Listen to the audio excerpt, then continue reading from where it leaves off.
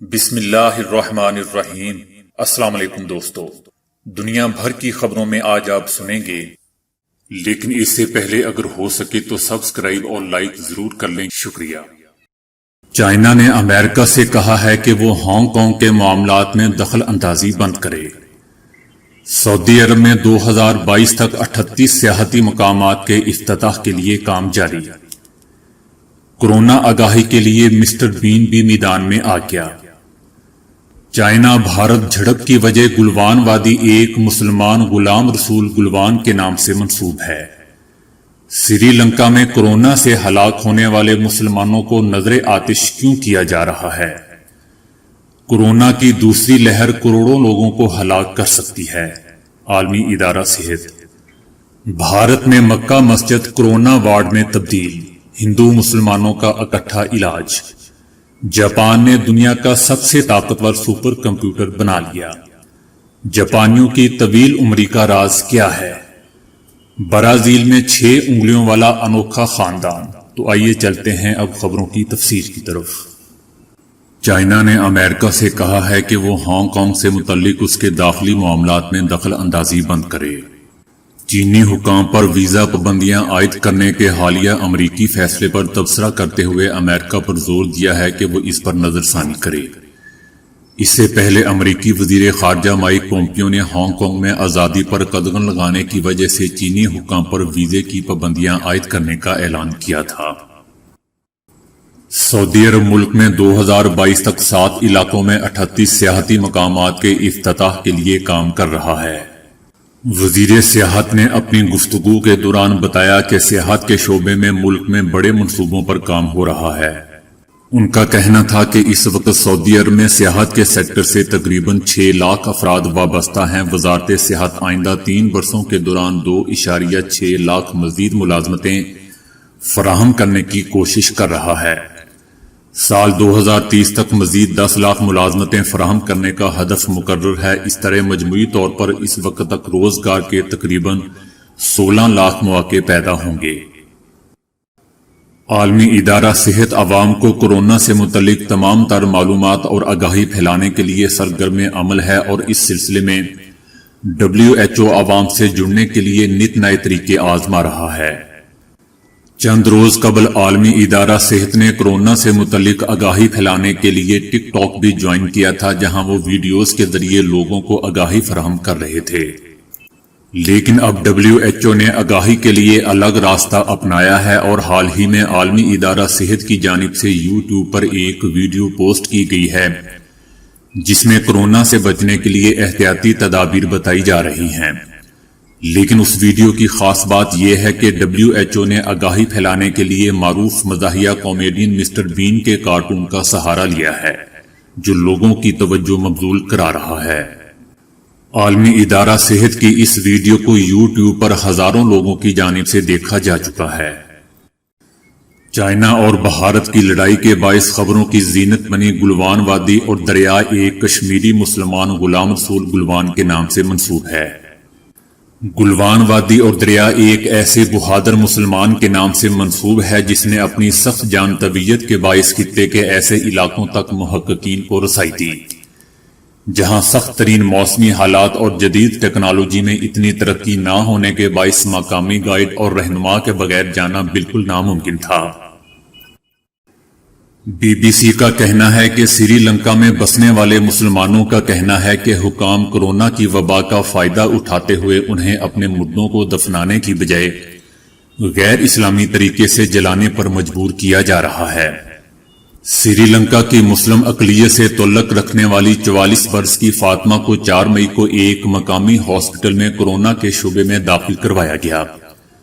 فاطمہ 3 بچوں کی ماں تھی۔ سری لنکا کے دارالحکومت کولمبو کی رہائشی فاطمہ سانس کی تکلیف میں مبتلا تھی، جس پر حکام کو شبہ ہوا کہ شاید وہ کورونا سے متاثر ہو چکی ہے۔ جس دن انہیں ہاسپٹل میں داخل کیا گیا تھا تو ان کے شوہر محمد شفیق نے کہا کہ ان کے خاندان کو محسوس ہوا کہ انہیں ایک پالیسی کے تحت گھیر لیا گیا ہے۔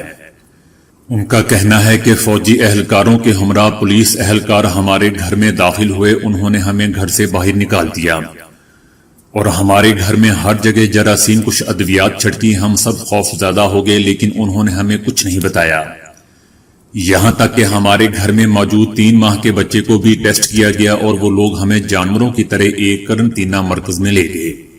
اس دوران ہمیں خبر ملی کہ فاطمہ ہاسپٹل میں ہلاک ہو چکی ہیں اور کاغذات پر ہم سے زبردستی دستخط کروائے گئے۔ ہمیں بتایا گیا کہ فاطمہ کی میت گھر واپس نہیں لے جائی جا سکتی کیونکہ انہیں شبہ ہے کہ فاطمہ کی موت کورونا سے ہوئی ہے۔ ہمیں چند کاغذات پر دستخط کرنے پر مجبور کیا گیا تاکہ فاطمہ کی باڈی کو جلایا جا سکے، باوجود اس کے کہ اسلامی شریعت میں انسانی میت کو جلایا جانا صحیح نہیں سمجھا جاتا۔ مسلم خاندانوں کا کہنا ہے کہ باوجود اس کے کہ صحت کے عالمی ادارے WHO کے رہنما اصولوں میں کورونا سے ہلاک ہونے والے شخص کی باڈی کو دفنانے کی اجازت دی گئی ہے، سری لنکا کے مسلمانوں کو اپنے مردے جلانے پر مجبور کیا جا رہا ہے۔ اس برس مارچ کی 31 تاریخ کو جب ملک میں پہلا مسلمان کورونا سے ہلاک ہوا تھا تو میڈیا کے مختلف اداروں نے کورونا کی وبا کے پھیلاؤ کا الزام بھارت کی طرح مسلمانوں پر عائد کرنا شروع کر دیا تھا۔ سری لنکا میں اس وبا سے مسلمانوں کی 11 ہلاکتیں ریکارڈ کی گئی ہیں اور یہ 11 کی 11 باڈیز دفنانے کی بجائے جلائی گئی ہیں۔ دوستو، عالمی ادارہ صحت کے 182 ارکان میں سے سری لنکا وہ واحد ملک ہے جہاں کورونا سے ہلاک ہونے والے مسلمانوں کی باڈیز کو جلایا جاتا ہے۔ دوستو، یہاں ایک اور بھی دلچسپ بات یہ ہے کہ کورونا کے ٹیسٹ کرنے والے سٹاف نے بعد میں بتایا کہ فاطمہ کا ٹیسٹ مثبت نہیں بلکہ منفی آیا تھا۔ اس اطلاع کے بعد فاطمہ کے شوہر شفیق کا کہنا تھا کہ ہم مسلمان اپنے مردے جلاتے نہیں ہیں، اگر انہیں معلوم تھا کہ فاطمہ کو کورونا نہیں ہے تو پھر اسے کیوں جلایا گیا؟ عالمی ادارہ صحت WHO نے خبردار کیا ہے کہ اگر ستمبر میں کورونا انفیکشن کی دوسری لہر آئی تو کروڑوں لوگ ہلاک ہو سکتے ہیں، کیونکہ ستمبر اکتوبر میں جب ٹیمپریچر کم ہوگا تو کورونا کی شدت بڑھ جائے گی۔ 100 سالہ پرانے فرانسیسی فلو کا کورونا کے ساتھ موازنہ کرتے ہوئے ادارے نے بتایا کہ فرانسیسی فلو گرمی میں نیچے چلا گیا تھا اور ستمبر اکتوبر میں شدت سے اس کا دوبارہ آغاز ہوا تھا۔ ادارے کا کہنا تھا کہ اس دوران 5 کروڑ انسان زندگی کی بازی ہار گئے تھے۔ عالمی ادارہ صحت کا مزید کہنا تھا کہ کورونا کی وبا کے خلاف میڈیکل ٹیسٹوں، مریضوں کے علاج اور ویکسینز کے لیے اگلے 1 سال کے دوران مجموعی طور پر 50 خرب سے زائد کی ضرورت ہوگی۔ عالمی ادارہ صحت کے مطابق 50 خرب میں سے 21 خرب روپے فوری طور پر درکار ہیں۔ عالمی ادارہ صحت کی رپورٹ کے مطابق اب تک مختلف ممالک اور بین الاقوامی تنظیموں اور اداروں کی طرف سے صرف 6 خرب 36 ارب ہی جمع ہو سکے ہیں۔ رپورٹ میں مزید کہا گیا ہے کہ عالمی ادارہ صحت کی سربراہی میں طے کردہ مالی ہدف دور دور تک پورا ہوتا دکھائی نہیں دیتا۔ انڈیا میں کورونا کے روزانہ ریکارڈ مریض سامنے آ رہے ہیں اور لوگوں کو درپیش مشکلات کی خبریں ہیں، تو وہیں اس وبا سے نپٹنے کے لیے عوامی کوششوں کی کہانیاں بھی ہیں۔ ممبئی کی ایک معروف مکہ مسجد میں کورونا سے متاثرہ افراد کو ٹھکانہ فراہم کیا گیا ہے اور انہیں مفت آکسیجن فراہم کی جا رہی ہے۔ اب تک مکہ مسجد میں 100 سے زیادہ افراد کا علاج کیا جا چکا ہے، جن میں تقریباً 30 ہندو مریض بھی شامل ہیں، جس کی لوگ تعریف کر رہے ہیں۔ اس سے قبل انڈیا میں ایسی ویڈیوز بھی وائرل ہوئی ہیں جس میں مسلمانوں کا علاج نہ کرنے کی باتیں کہی گئی ہیں۔ کانپور میڈیکل کالج کی پرنسپل ڈاکٹر آرتی لال چندانی کی ویڈیو قابل ذکر ہے، جس میں انہوں نے مسلمان مریضوں کو کیا کچھ نہیں کہا اور انہیں جیل میں ڈالنے یا جنگل بھیجنے کی بات کی تھی۔ پونے یونیورسٹی میں PhD کے ایک طالب علم محمد علی شیخ نے کہا کہ لاک ڈاؤن کی وجہ سے ہماری مسجد بند پڑی تھی، اس لیے ہم نے فیصلہ کیا کہ یہ بہترین موقع ہے جب مسجد کے ذریعے لوگوں کی سماجی ضروریات کو پورا کیا جائے، اور چونکہ ہمارا سماج مختلف مذاہب پر مبنی ہے اس لیے ہم پر یہ لازم تھا کہ ہم اپنی مسجد کو سب کے لیے کھول دیں۔ محمد علی شیخ کا کہنا تھا کہ مسجد کے گراؤنڈ فلور کو صاف کیا گیا اور وہاں آکسیجن سلنڈر کے ساتھ 5 بیڈ لگائے گئے، جہاں مقامی ڈاکٹرز نے رضاکارانہ طور پر اپنی خدمات پیش کی۔ دوستو، انڈیا میں ایک دن میں ریکارڈ 18,552 کورونا مریض رپورٹ کیے گئے ہیں۔ انڈیا میں کورونا سے متاثرہ افراد کی تعداد 5 لاکھ سے تجاوز کر گئی ہے۔ جبکہ مرنے والوں کی مجموعی تعداد 15,685 ہو چکی ہے۔ جاپان کے سرکاری تحقیقی ادارے رائکن لیبارٹری نے دنیا کا طاقتور ترین سپر کمپیوٹر فوگاکو تیار کر لیا ہے، جو صرف ایک سیکنڈ میں 415 کروڑ ارب حسابات لگا سکتا ہے۔ تکنیکی الفاظ میں یوں کہا جا سکتا ہے کہ فوگاکو کی رفتار 415 فیٹا فلوپس ہے۔ اس سے پہلے تک سمٹ کو دنیا کا سب سے تیز رفتار سپر کمپیوٹر کا اعزاز حاصل تھا، جو امریکہ کی اوک رج نیشنل لیبارٹری نے تیار کیا تھا، اور اس کی رفتار 148 فیٹا فلوپس تھی۔ اس طرح رفتار کے میدان میں فوگاکو کی رفتار سمٹ کے مقابلے میں 2.8 گنا زیادہ ہے۔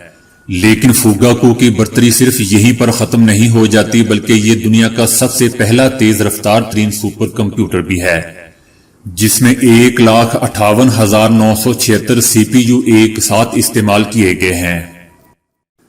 ماہرین نے جاپانیوں کی طویل العمری کے راز افشا کر دیے۔ مشرقی ایشیا کے جزیروں میں رہنے والے جاپانیوں کی اوسط عمر 82.5 سال ہے۔ جاپان میں موٹاپے کی شرح صرف 3.5% ہے۔ جاپانیوں کی طویل عمری نے سائنسدانوں کو اس بات پر مجبور کر دیا کہ وہ تحقیق کریں کہ آیا وہ کون سے عوامل ہیں جن کی وجہ سے جاپانیوں کی عمریں اتنی زیادہ ہو جاتی ہیں۔ جاپانیوں کے کھانے کا اختتام حلوے یا میٹھے کی بجائے ہمیشہ سبز چائے یا کسی پھل پر ہوتا ہے۔ ڈاکٹر کریگ کا کھانے کے بعد میٹھے کی بجائے سبز چائے کی وجہ بتاتے ہوئے ان کا کہنا تھا کہ یہ بات جاپانیوں کے ذہن میں راسخ ہو چکی ہے کہ میٹھے سے وزن بڑھتا ہے، جس کے نتیجے میں شوگر، ہائی بلڈ پریشر اور دل کے امراض لاحق ہو سکتے ہیں۔ جاپانی ایک روز میں صرف 48.8 گرام شوگر استعمال کرتے ہیں۔ ماہرین کے مطابق جاپانی صحت مند اور طویل عمری کے لیے ہمیشہ کم چکنائی والی غذائیں استعمال کرتے ہیں۔ اس کے علاوہ وہ پھلوں اور سمندری سبزیوں یعنی بحری کائی وغیرہ کے استعمال کو ترجیح دیتے ہیں۔ بحری کائی میں قدرتی طور پر اینٹی آکسیڈنٹ پایا جاتا ہے، جو جسم کو بیماریوں سے لڑنے کی طاقت دیتا ہے، اور اس سے وزن بھی کم کیا جا سکتا ہے۔